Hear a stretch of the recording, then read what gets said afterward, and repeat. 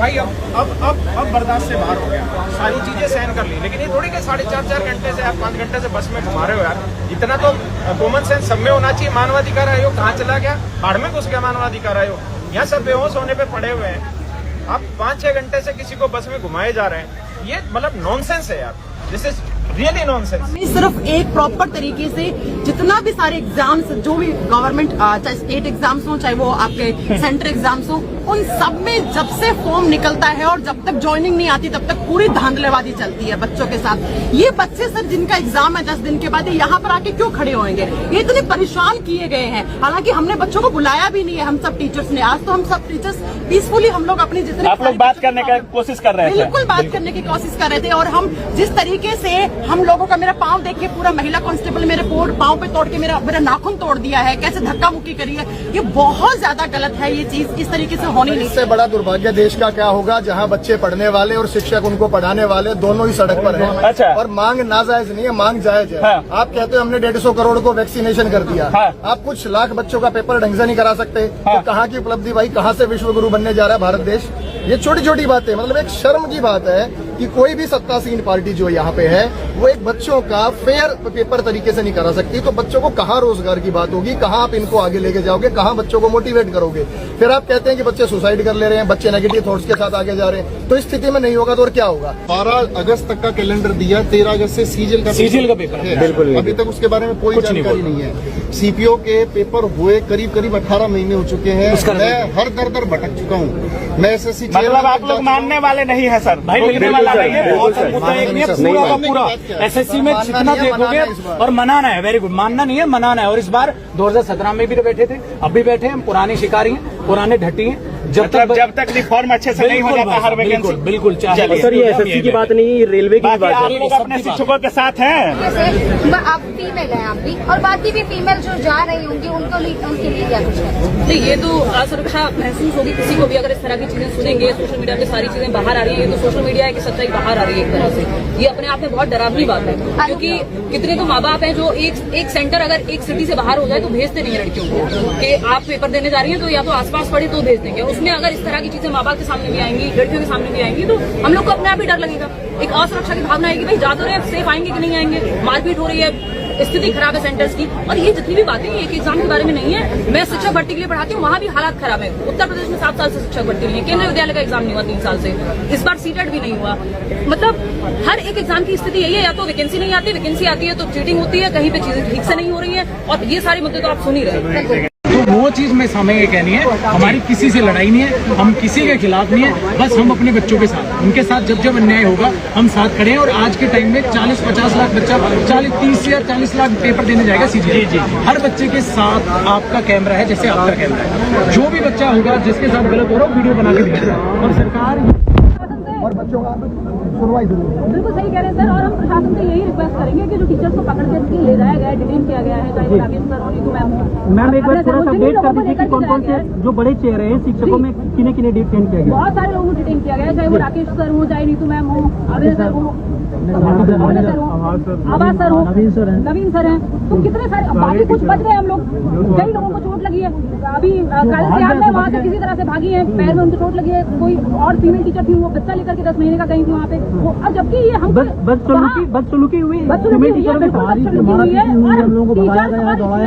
हाँ देखिए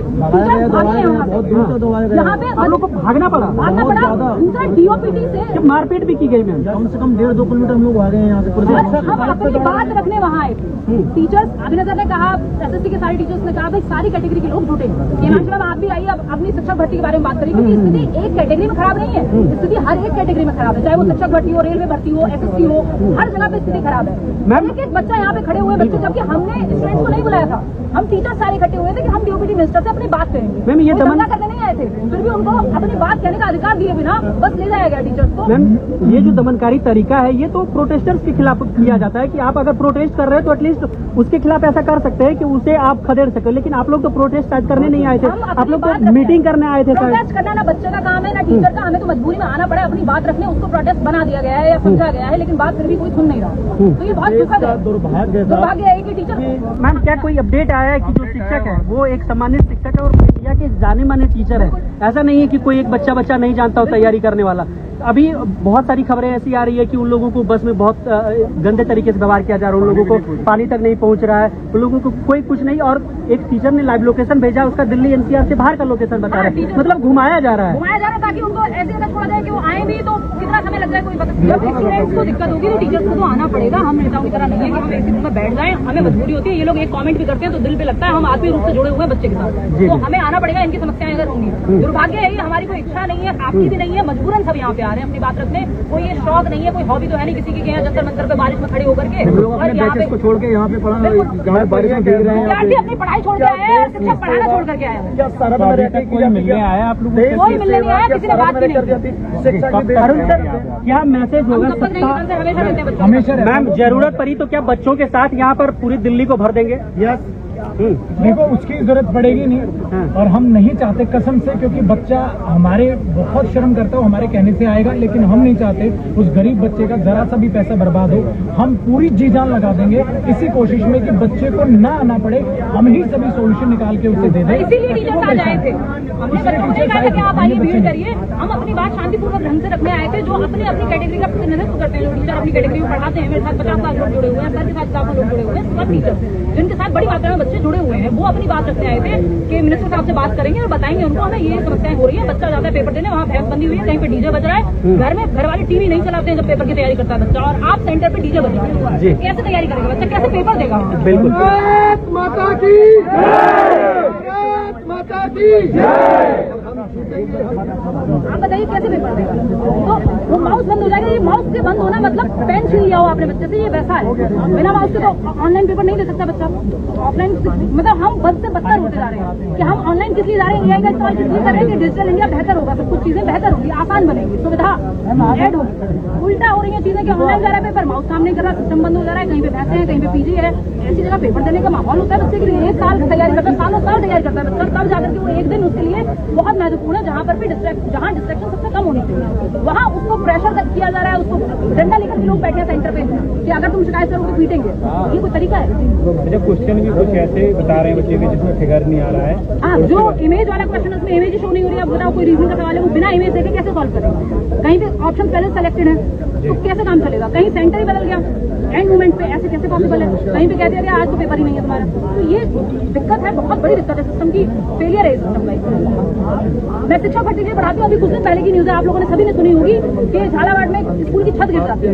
तो मैं पेडागोजी पढ़ाती हूँ कि पढ़ाते कहते हैं, शिक्षण शास्त्र कहते हैं पेडागोजी को, उसमें हम एक बात कहते हैं कि जब बच्चा फेल होता है अगर, तो बच्चा फेल नहीं हुआ है, वो बच्चे की गलती नहीं है, सिस्टम की गलती है। सिस्टम फेल हुआ है कि वो उसको उस तरह से पढ़ा नहीं पाया, उन मेथड का इस्तेमाल नहीं कर पाया, वो बच्चे की नीड को समझ नहीं पाया।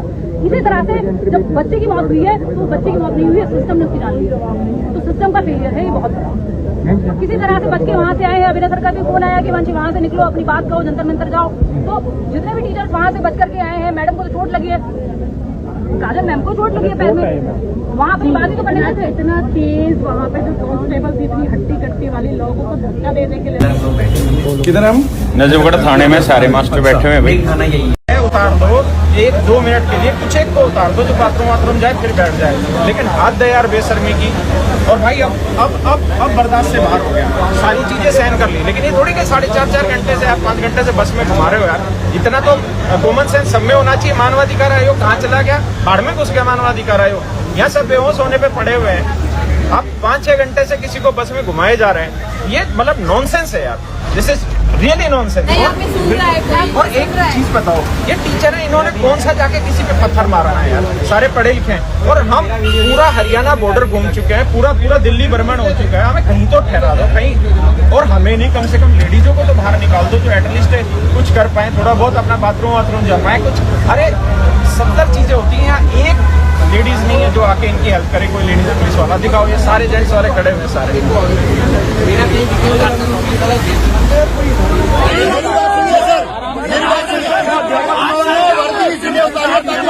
लोग वर्दी पहन सके और इनकी वजह से लाखों लोग वर्दी पहनते हैं इस देश में। उनके माध्यम में ये फ्री में बढ़ाते वर्दी पहनाते हैं। ये कोई गलत तरीके से या किसी को ऐसे खरीद के नहीं पहनाते वर्दी। सेंसिबल नहीं है सर, हमें तो बातचीत करते टाइम आप बोल क्या रहे हैं उस बात के लिए थोड़ा सेंसिबल नहीं है कि भाई हम किससे बात कर रहे हैं।